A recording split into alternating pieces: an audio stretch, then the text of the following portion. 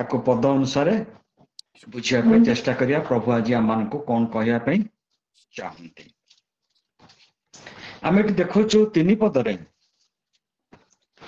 बा समग्र 103 गीतरे कोठी प्रभु को पाखरे अनुरोध नहीं प्रार्थना नहीं समस्त पद गुड़िक होची तांकर प्रशंसा पाए एवं ये जो प्रशंसा पाइका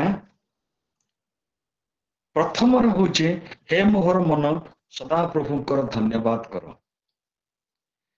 से निज को निज सहित कथबार्ता करुचंती आमे होचो समस्त स्पिरिट हमर सोल अछि ए बॉडी जोटा ता संगे आमे कथबार्ता करिबा निहाती दरकार कारण आमे देखिचो बाइबल रो विभिन्न जगह रे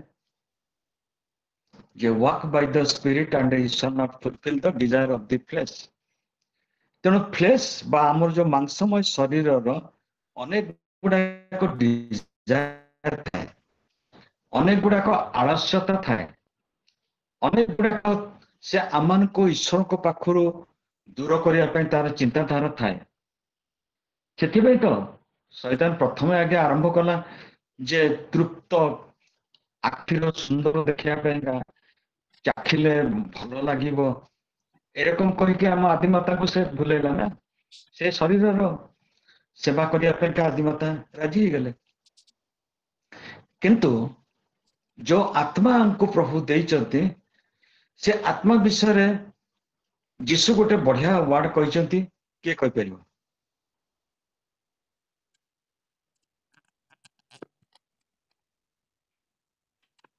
क्लू नंबर 1 प्रार्थना जागी रही प्रार्थना करिए प्रेज द लॉर्ड हालेलुया सठिक उत्तर गेस्टमिन बगीचा रे राति अध नेचुरल वेरी नेचुरल शिष्य मान को निद लागिबाटा से जगह रे यीशु कहउचंती आत्मा इच्छुक आत्मा केबे आमान को अनिच्छुक नुहे प्रभु को सेवा करिया पेका आत्मा इच्छुक मात्र शरीर दुर्बल ए जो दुर्बल शरीर को केमती सबल करा जीवो तार अनेक जगह रे इंस्ट्रक्शन दिया से गोटे हूँ 103 गीत से दाऊद आरंभ कर हे मोहर मन सदा प्रभु को धन्यवाद कर हे मोहर परिवार वर्ग से कहना निज शरीर को से कथबार्ता कर बहुत समय अन्य को प्रचार करू अन्य को शिक्षा दो अन्य को एडवाइस दो किंतु निज को कहया को भूली जाओ किंतु दाऊद एठी कहउचंती हे मोहर मन सदा प्रभुंकर धन्यवाद कर हे मोर अंतरस्थ समस्त तांको पवित्र नामर धन्यवाद कर बा टोटल 103 गीतटा से धन्यवाद ऊपर पर्यवेसित 3 पद को जीवा से तुमर अधर्म सब क्षमा करंती से तुमर रोग सब सुस्थ करंती एटा मैं कोन देखुछु ए जो लिखा है अधर्म सब क्षमा करंती रोग सब सुस्थ करंती एटा होची प्रभुंकर से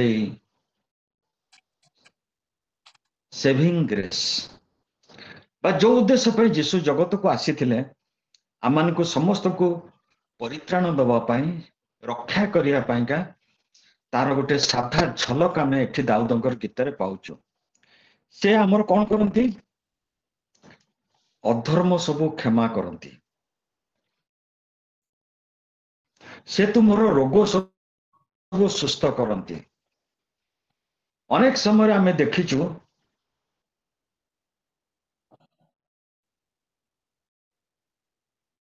जे पाप लिंक अछि हमर देह बा लिंक अछि हमर सुस्थता संगे शरीर अनेक विषय आमे करू जहाँ फटे आमको भोगिया को पड़ो आम हाँ प्रार्थना मागुचु रिक्वेस्ट करुचु अन्य मान को कहूँ प्रार्थना कर बोलिका प्रभु दया करती किंतु से आमानकर एटा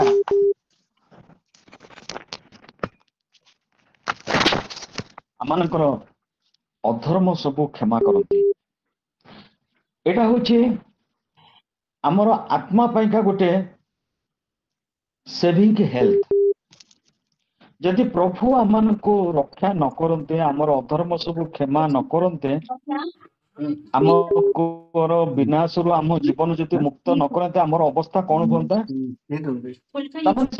प्रोटेक्ट कर खाली सेव कर हमको प्रोटेक्ट भी कर सुरक्षा दौरान कौथरु ना जो विनाश आम चारिपटे घेरिकी रही हमने बहुत समय देखीचु जे साक्ष्य भी शुणीचु प्रभु लोक मैंने कहते मोर जीवन साक्ष्य या प्रभु केमती मते विनाश रु रक्षा कले एटा घटी जाइथा ए रिसेंटली जोटा है अहमदाबाद रो गोटे बोइंग बाहर थिला इंग्लैंड को समस्ते मले गोटे झीटी तार शेष को दौड़ के आसला कारण से ट्राफिक में बहुत समय रही जाता सिक्यूरीटी छाड़िले आ से विमान में जाकि पशिया आउ से रक्षा पाइला आ गोटे लोक के रक्षा पाइला प्रभु आमर विनाश रु आमको रक्षा करने से टोटाली आमको सेव करने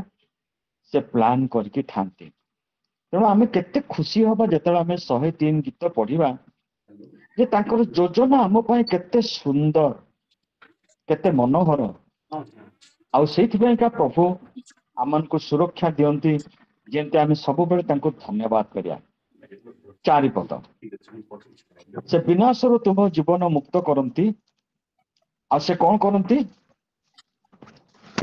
स्नेहपूर्ण करुणा दया रूप मुकुटरे तुमको भूषित करती मुकुट कोठी रखा जाए देहर को जगह मुकुट रखा जाए मस्तक थैंक यू मस्तक आपण माने समस्ते बहुत इंटेलिजेंट ज्ञानी प्रभु को धन्यवाद दो से आम मस्तक को खाली छाड़ती से आमको कौन करती दया रूप स्नेह रूप करुणार मुकुटरे आमको घोड़े की रक्षा करती एवं सेटा जो आमर कौन हुए जो भी कष्ट आसु जो भी असुविधा आसु आमने प्रभु को सुरक्षा तले आमने रक्षा पाइज जा 5 पद से उत्तम वस्तु तुम्हार मुख तृप्त करती सैटिस्फैक्शन आम जीवन रे अनेक विषय करू आमर सैटिस्फैक्शन पाइका बा तृप्तता लाभ करिया मो घर खाद्य खाऊची मत इच्छा है आज भल तृप्त हेबी मु गोटे भल होटेल को गली सेठी भल भल खाद्य ऑर्डर कली खाइली आ मत तृप्त लगिला थर थरे साधा खाद्य भात डाली आलू भजा भी हमको बहुत सैटिस्फैक्शन देता है तृप्त आम होता प्रभुंकर काम होची प्रतिदिन से उत्तम वस्तु रे आमर मुख तृप्त करती जो भात थाली आमको प्रभु दौरान केवे आम धरिकी कहूँ प्रभु आज ये खाद्य हाँ आम किणिक आनीचु आम बजार जाइलु किणिलु आनिलु घरे माँ मैंने रोसई कले सब ठीक अच्छे जिते आम खाइबा टेबुल रे बसिकी से थाली को धरिकी कहूँ कि प्रभु ये खाद्य तुम्हें आज मत तृप्त करने दाऊद जीवन छोट छोट जिनस गुड़ाक से लक्ष्य करी से प्रभु को धन्यवाद देवाई सुजोग पाई आम जा 10 पद को किंतु 10 पद को जा पूर्व आम देखा 8 9 10 11 11 नुहे 10 जगह 8 9 10 ये 8 9 10 जिते बड़े से आम देखा आम जापर आम ग्रेस कहले अनुग्रह कहले कौन अनुग्रह आमनकर वेतन नुहे सैलरी नुहे कौन कष्ट करूँ कि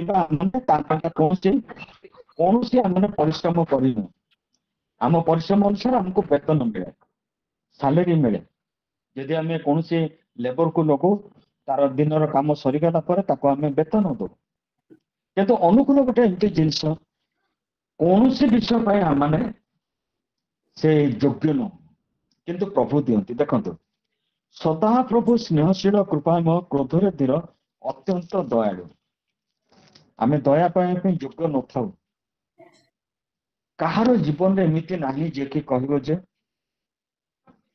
ମତେ ସବୁବେଳେ ମୁଁ ଭଲ ଜିନିଷ କରୁଛି, ଭଲ କାମ କରୁଛି, ଆଉ ସେଥିପାଇଁକା ପ୍ରଭୁ ମତେ ଦୟା କରିଛନ୍ତି। କିଏ କହିପାରିବ? ଆମର ସମସ୍ତ ଉତ୍ତମ କର୍ମ, ଧର୍ମ କର୍ମ ତାଙ୍କ ନିକଟରେ ସଢା ପଚା କୁଟା ସଦୃଶ୍ୟ। ତଥାପି ବି 10 ଦେଖନ୍ତୁ, ସେ ଆମମାନଙ୍କ ପାପ ପ୍ରମାଣ ଆମମାନଙ୍କ ପ୍ରତି ବ୍ୟବହାର କରିନାହାନ୍ତି। ଯଦି କରିଥାନ୍ତେ ଆମେ ପରିତ୍ରାଣ ପାଇନଥାନ୍ତେ। That is called grace. ସେଇଟା ହଉଛି ଅନୁଗ୍ରହ। ହଁ, ସେତେବେଳକୁ ତ ଯୀଶୁ ଆସିନଥିଲେ ଯୋଉ ସମୟରେ ପଦ ଲେଖା ହେଇଛି, କିନ୍ତୁ ସେଇ ଗ୍ରେସ୍ ର ଝଲକ ଆମେ 3ଟି ପଦରୁ ପାଇପାରୁଛୁ। 9ଟା ଦେଖନ୍ତୁ, ସେ ନିରନ୍ତର ଧମକାଇବେ ନାହିଁ, ସଦାକାଳ ଆପଣା କ୍ରୋଧ ରଖିବେ ନାହିଁ। କାହିଁକି ସେ ରଖିବେନି? ଆମେ କାହିଁକି ରଖୁ ଅନ୍ୟମାନଙ୍କର? ଆମେ ଏଥିପାଇଁକା ରଖୁ, ଆମେ ଏପର୍ଯ୍ୟନ୍ତ ଈଶ୍ୱରଙ୍କର ପ୍ରତିମୂର୍ତ୍ତିରେ ପରିବର୍ତ୍ତିତ ହେଇନୁ ବୋଲିକା କିଏ ଆମ ବିରୁଦ୍ଧରେ କଣ କହିଲା, କିଏ ଆମକୁ କଷ୍ଟ ଦେଲା, କିଏ ଆମର ମନରେ ଦୁଃଖ ଦେଲା, ଆମେ ତାକୁ ମନ ରଖୁ। କେତେ ସୁନ୍ଦର ପ୍ରଭୁଙ୍କୁ ଆମେ ପାଇଛୁ। ଆମମାନଙ୍କ ପାପ ପ୍ରମାଣେ ଆମେ ଦଣ୍ଡ ପାଇବା ଯୋଗ୍ୟ। ପାଇଲା କିଏ? କୁହନ୍ତୁ, ପାଇଲା କିଏ? ଯୀଶୁ ବାପା। Praise the Lord. Praise the Lord. ଆମେ ଯୋଉଟା ପାଇଁକା ପାଇବା ପାଇଁକା ହକ୍ ଥିଲୁ, ଆମେ ଦୟା ପାଇବା ପାଇଁ ହକ୍ ନଥିଲୁ। ଆମର ପାପର ପ୍ରତିଫଳ ଆମେ ଭୋଗିଥାନ୍ତୁ, କିନ୍ତୁ ସେ ସମସ୍ତଙ୍କ ଦଣ୍ଡକୁ ସେ ନେଲେ। ଆପଣ ଦେଖନ୍ତୁ, ଏ 3ଟି ପଦରେ ନୂତନ ନିୟମର ଯୋଉ ତା କହନ୍ତି, ହିନ୍ଦୀରେ କହନ୍ତି ନିଡ୍, ଫାଉଣ୍ଡେସନ, ମୂଳଦୁଆ, ଏ 3ଟି ପଦ ଉପରେ ପଡିଛି। ନିରନ୍ତର ଧମକାଇବେ ନାହିଁ। ମୋ ୟୁଥ ସମୟରେ ମୋର ଫେଭରେଟ ପାଷ୍ଟର ଥିଲେ ବିହାରୀ ଭାଇ। ମୁଁ ତାଙ୍କର ଯାଏ, ଯଦି ମୁଁ ଓଡ଼ିଆ ବାପ୍ଟିଷ୍ଟ ଚର୍ଚ୍ଚର ମେମ୍ବର। ସେ ସେଟା କହନ୍ତି, ପରମେଶ୍ୱର ଦୀର୍ଘ ସହିଷ୍ଣୁ, ଆଉ ସେ ଆମକୁ ବାଟକୁ ଆଣିବା ପାଇଁ ଥରେ ଥରେ ତାଙ୍କର ସେ ଛାଟ ବ୍ୟବହାର କରନ୍ତି। ମୋର ଏବେ ଯାକେ ବି, ସେ ମରିଗଲେଣି, ମୋର ଏପର୍ଯ୍ୟନ୍ତ ବି ମନେ ଅଛି। କିନ୍ତୁ ସେ ନିରନ୍ତର ସେଟା କରିବେନି। ଯଦି ପ୍ରତିବେଳେ ଆମର ଅଧର୍ମ ଅନୁସାରେ ଛାଟ ବ୍ୟବହାର କରୁଥାନ୍ତେ, ଆଜି ଆପଣମାନେ ମୁଁ କେହି ଆଜି ବସିନଥାନ୍ତୁ। ଆମମାନେ ଯାଇଥାନ୍ତୁ, 4-5ରୁ ଯାଇଥାନ୍ତୁ, କିନ୍ତୁ ଆମମାନଙ୍କ ପାପ ପ୍ରମାଣେ ଆମମାନଙ୍କ ପ୍ରତି ବ୍ୟବହାର କରିନାହାନ୍ତି, କେବଳ ଆମମାନଙ୍କ ଅଧର୍ମାନୁସାରେ ଆମମାନଙ୍କୁ ପ୍ରତିଫଳ ଦେଇନାହାନ୍ତି। କେତେ ସୁନ୍ଦର ବିଷୟ। ନୂତନ ନିୟମରେ ପାଉଲ ଲେଖୁଛନ୍ତି, ତମେ ଈଶ୍ୱରଙ୍କୁ ଭକୁଆ ବୋଲି ଭାବନି। Be not deceived. Whatsoever man soweth he shall reap. ତମେ ଈଶ୍ୱରଙ୍କୁ ଭକୁଆ ବୋଲି ମୋଟେ ଭାବନି। ଯାହା ତୁମେ ବୁଣିବ ତା ପ୍ରତିଫଳ ପାଇବ। ସାଇନ୍ସ କହୁଛି, for every action there is a equal and opposite reaction. କିନ୍ତୁ କେତେ ସୁନ୍ଦର ପ୍ରଭୁଙ୍କୁ ଆମେ ପାଇଛୁ। ସେଇଟା ହଉଛି ଗ୍ରେସ୍। ସେ ଆମମାନଙ୍କୁ ପ୍ରତିଫଳ ଦେଇନାହାନ୍ତି। ତାପରେ ଦେଖିବା 13-14। ଏ 13-14ରେ ଗୋଟେ ସୁନ୍ଦର ବିଷୟ ମୁଁ ଦେଖୁଛି, କାରଣ ସେ ଆମମାନଙ୍କର ଗଠନ ଜାଣନ୍ତି। ଆମ୍ଭେମାନେ ଯେ ଧୂଳି ମାତ୍ର, ଏହା ସେ ସ୍ମରଣ କରନ୍ତି। ଅନେକ ସମୟରେ ଆପଣ ଦେଖିବେ, ଅନେକ ସମୟରେ ନୁହେଁ, ଆମେ ଦେଖିବେ ଦ୍ୱିତୀୟ ବିବରଣୀରେ ଏଇ ମଶା ଯେତେବେଳେ ଲେଖିଛନ୍ତି, ସେ ସ୍ମରଣ କରିବା ବିଷୟରେ ଏତେ ଥର ଉଲ୍ଲେଖ କରିଛନ୍ତି, ମୁଁ ବି ଗଣିନି।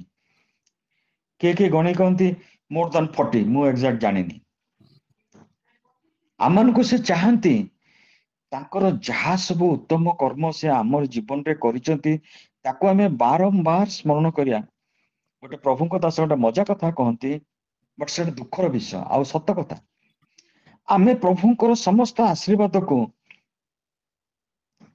ସମୁଦ୍ରର ବାଲି ଉପରେ ଗୋଟି ଗୋଟି କରି ଲେଖୁ। ଜାଣିଛନ୍ତି ତାପରେ କଣ ହବ? ଗୋଟେ ଢେଉ ଆସିଲେ ସେ ଗଲା। ଆମ ଜୀବନ ଯେତିକି କଷ୍ଟ ଦୁଃଖ ତାକୁ ଆମେ ପଥରରେ ଖୋଳିକି ରଖୁ ଯେମିତି ବେଶୀ ଦିନ ରହିବ, କିନ୍ତୁ ଠିକ ଓଲଟା ହବା କଥା। ସେ ତ ନିଜେ ଗଢିଛନ୍ତି, ଧୂଳିରୁ ଆମକୁ ଗଢିଲେ, ଫୁଙ୍କ ଦେଇକି ଆମକୁ ଶ୍ୱାସ ପ୍ରଶ୍ୱାସ ଦେଲେ, କିନ୍ତୁ ସେ ସ୍ମରଣ ସେଇଟା କରନ୍ତି।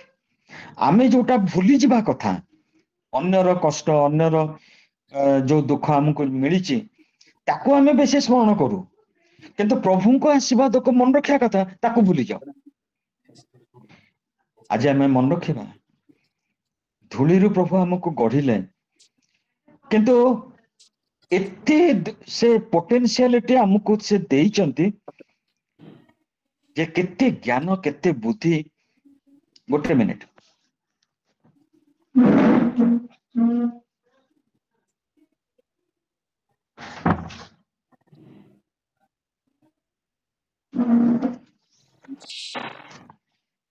ସେ କେତେ ଜ୍ଞାନ ବୁଦ୍ଧି ଆମ ଭିତରେ ଭରିକି ରଖିଛନ୍ତି, ଯାହା ଫଳରେ କି କେତେ କେତେ ଜ୍ଞାନର ବୁଦ୍ଧିର ଚର୍ଚ୍ଚା ହଉଛି, ବହି ବାହାରୁଛି, କେତେ ଡିପାର୍ଟମେଣ୍ଟ ଖୋଲିଛି।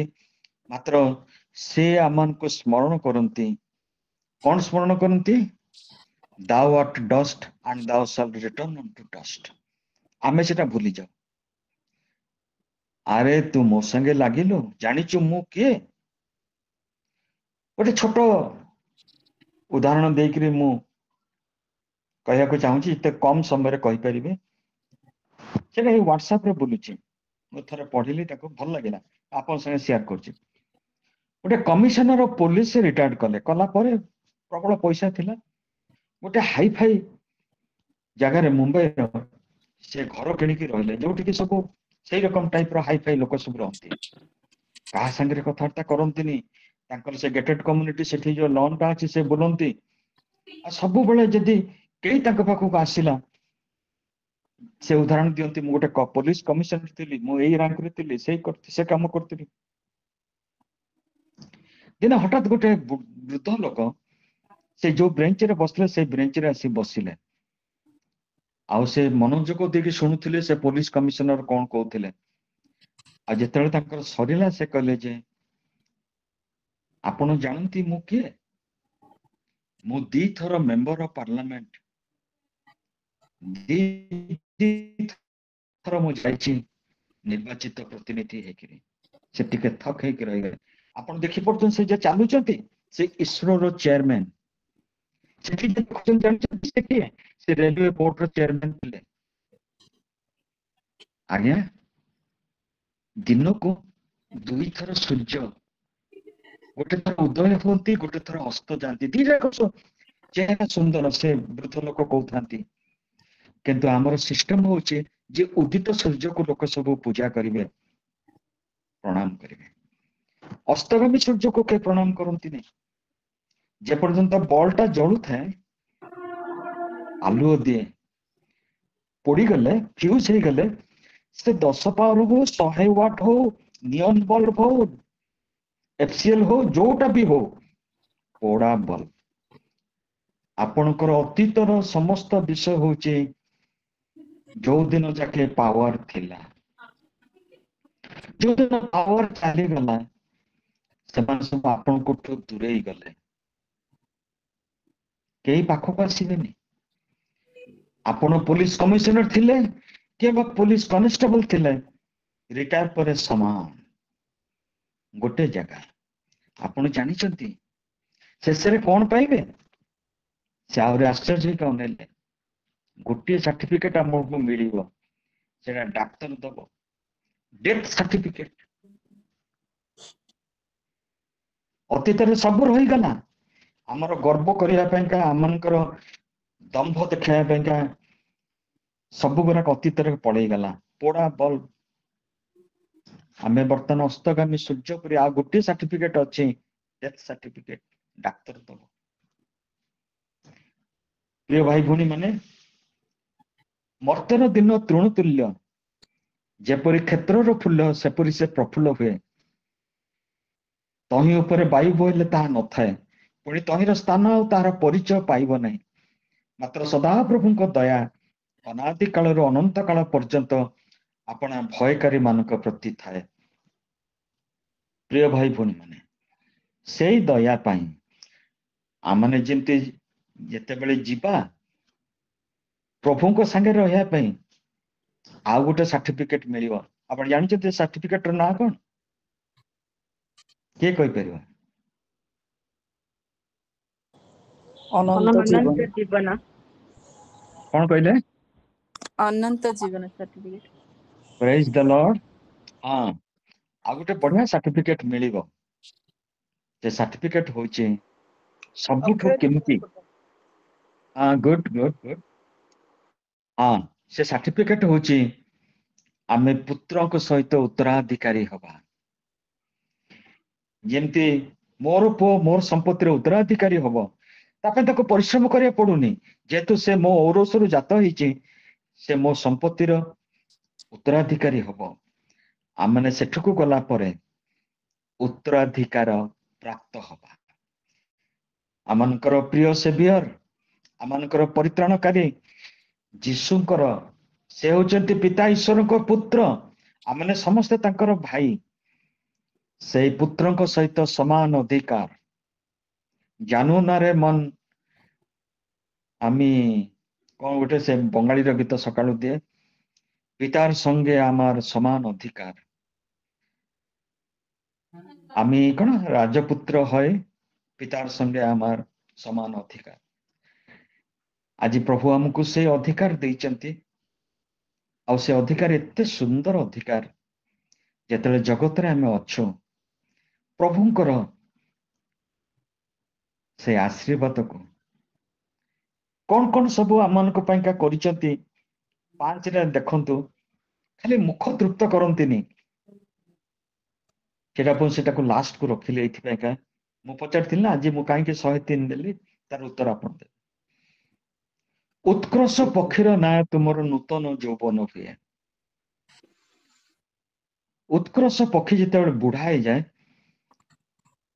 ଆଉ ତାର ଶକ୍ତି କମିଯାଏ, ସେ ପୁଣି ତାର ସେ ପର୍ବତର ସେ ବସାକୁ ପଳେଇଯାଏ। ଯାହା କହନ୍ତି ସାଇଣ୍ଟିଷ୍ଟ ମାନେ, ସେ ନିଜ ଥଣ୍ଟରେ ଖୁମ୍ପି ଖୁମ୍ପି ତାର ସବୁ ପରକୁଶ ଖୁମ୍ପିକି ବାହାର କରିଦିଏ। କିନ୍ତୁ କିଛି ଦିନ ପରେ ପୁଣି ତାର ସେ ଡେଣାରୁ ପର ଗୁଡାକ ବାହାରେ, ଆଉ ଦେହରୁ ପର ଗୁଡାକ ବାହାରେ, ଆଉ ସେ ପୁଣି ଉଡିବାକୁ ଲାଗେ। ଦେଖନ୍ତୁ ପବିତ୍ର ଆତ୍ମାଙ୍କର ବିଷୟ, ସେ ଆଉ କାହାର ତୁଳନା ଦେଲେନି। ସେ ଉତ୍କର୍ଷ ପକ୍ଷୀ ନ୍ୟାୟ ଗୋଟେ ସିମିଲି ମେଟାଫୋର, ଗୋଟେ ତୁମର ନୂତନ ଯୌବନ ହୁଏ। ଆଜି ପ୍ରଭୁ ମତେ ସେଇ ନୂତନ ଯୌବନ ଦେଇଛନ୍ତି। ଯୋଉମାନେ ପ୍ରଭୁଙ୍କ ଠାରେ ଅପେକ୍ଷା କରନ୍ତି, ସେମାନେ କଣ ହେବେ? କ୍ଳାନ୍ତ ନ ହେଇକିରି ଉଡିବେ, ଦୌଡିବେ, ଆଉ ନୂତନ ଯୌବନ ପାଇବେ। ଯୋଉମାନଙ୍କ ଓଡିଆ ବାଇବଲ ଅଛି ଦେଖିବେ, ଯେଶାୟା 40:31, ଯଦି କିଏ ପାରୁଛନ୍ତି ପଢି ଦିଅନ୍ତୁ। ଯେଶାୟା 40 ପର୍ବର 31।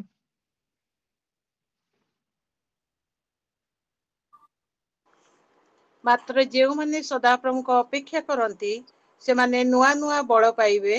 ସେମାନେ ଉତ୍କର୍ଷ ପକ୍ଷୀ ପରି ପକ୍ଷରେ ଉପରକୁ ଉଠିବେ। ସେମାନେ ଶ୍ରାନ୍ତ ନ ହୋଇ ଦୌଡ଼ିବେ, ସେମାନେ କ୍ଳାନ୍ତ ନ ହୋଇ ଗମନ କରିବେ। ଆମେନ୍। ଆଜି ବହୁତ ଫୋନ କଲ୍ ପାଇଲେ। ଆଜି ସମସ୍ତେ ମଜାରେ ମଜାରେ ବି ଫୋନ କଲ୍ କରୁଛନ୍ତି, ଖୁସିରେ, ଯେହେତୁ ମୋ ଆଜି ଜନ୍ମଦିନ। ମୋର ସମୁଦିଣୀ ଫୋନ କଲେ, ୟଙ୍ଗ ମ୍ୟାନ। ମୁଁ କହିଲି ନାଇଁ ମୁଁ ବୁଢା। କହିଲେ କେମିତି? ମୁଁ କହିଲି ମୋର ବାଳ ପାଚି ଗଲାଣି। ବହୁତ ଜୋରେ ହସିଲେ। ମୋର ବୁଢା ହେଇଗଲାଣି, କିନ୍ତୁ ଆପଣ ବୁଢା ହେଇନାହାନ୍ତି ବୋଲି କହିଲେ।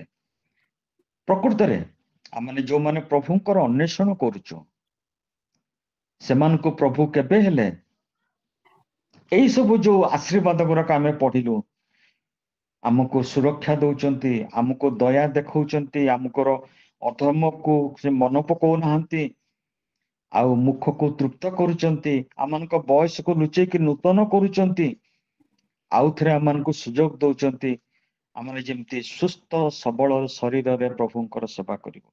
ତାଠୁ ବଡ ବିଷୟ କଣ ଥାଇପାରେ?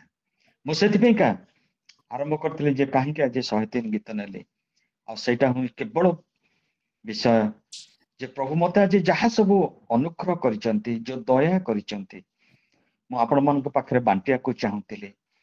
ପ୍ରଭୁ ଆମ ପ୍ରତ୍ୟେକଙ୍କୁ ଆଶୀର୍ବାଦ କରନ୍ତୁ। ଏତେ ବଢିଆ ପ୍ରଭୁ ଯେ କି ମୋ ପ୍ରତି ଏପର୍ଯ୍ୟନ୍ତ ସେ ବିଶ୍ୱସ୍ତ ହେଇଛନ୍ତି। ସେ ସମସ୍ତଙ୍କ ପ୍ରତି ବିଶ୍ୱସ୍ତ। ପ୍ରତି ଅବସ୍ଥାରେ ସେ ଆମମାନଙ୍କ ପ୍ରତି ଖ୍ୟାଲ ରଖନ୍ତି। ଆମଙ୍କ ଅଧର୍ମକୁ ସେ ମନ ପକାନ୍ତିନି, ଦୂର କରନ୍ତି, ରୋଗ ସୁସ୍ଥ କରନ୍ତି। ମତେ ସୁସ୍ଥ ସବଳ ଶରୀର ଦେଇଛନ୍ତି। ମୁଁ ସେଥିପାଇଁକା ଏଇ ପର୍ବଟିକୁ ଉଚିତ ମନେ କଲି ଆପଣମାନଙ୍କ ଆଗରେ ସେୟାର କରିବା ପାଇଁ। ପ୍ରଭୁ ଗୌରବାନ୍ୱିତ ହୁଅନ୍ତୁ, ପ୍ରଭୁ ମହିମାନ୍ୱିତ ହୁଅନ୍ତୁ। Thank you very much. Thank you भाई। ହାଲେଲୁୟା।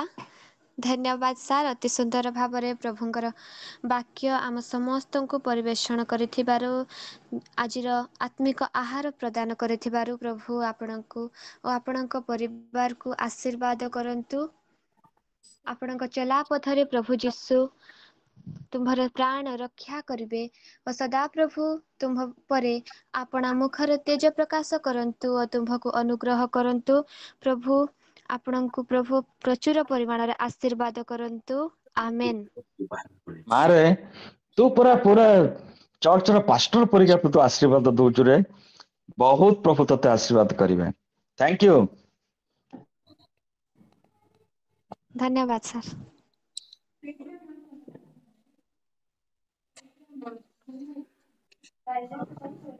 हालेलुया।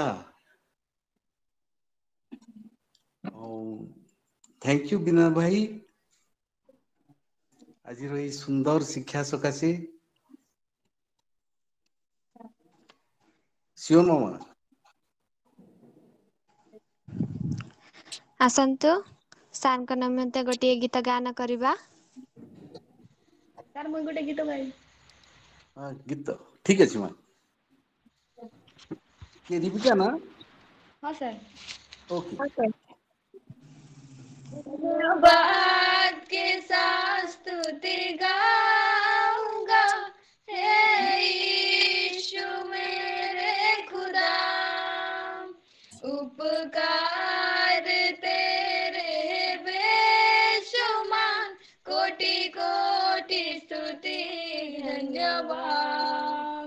धन्यवाद के साथ स्तुति गाऊंगा, हे यीशु मेरे खुदा, उपकार तेरे बेशुमार, कोटि कोटि स्तुति धन्यवाद। योग्यता से बढ़ के दिया है अपनी दया से तूने मुझे, योग्यता से बढ़ के दिया है अपनी दया से तूने मुझे, मांगने से ज्यादा मिला मुझे, आभारी हूँ प्रभु मैं, मांगने से ज्यादा मिला मुझे, आभारी हूँ प्रभु मैं। धन्यवाद के साथ स्तुति गाऊंगा, हे यीशु मेरे खुदा, उपकार तेरे है बेशुमार, कोटि कोटि स्तुति धन्यवाद। धन्यवाद के साथ स्तुति गाऊंगा, हे यीशु मेरे खुदा, उपकार तेरे बेशुमार, कोटि कोटि स्तुति धन्यवाद। धन्यवाद के साथ स्तुति गाऊंगा, हे यीशु मेरे खुदा, उपकार तेरे बेशुमार, कोटि कोटि स्तुति धन्यवाद।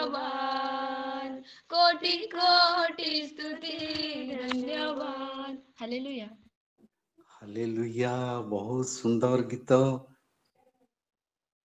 ଆଉ ସିଓନ ମାମା, ମୁଁ ତମର ଗୀତ ଶୁଣି ପାରିଲିନି। शुभ कामना सर को शुभ कामना, आज की शुभ घड़ी हैप्पी बर्थडे बर्थडे बर्थडे, आज की शुभ घड़ी हैप्पी बर्थडे बर्थडे बर्थडे, शुभ कामना सर को शुभ कामना सर को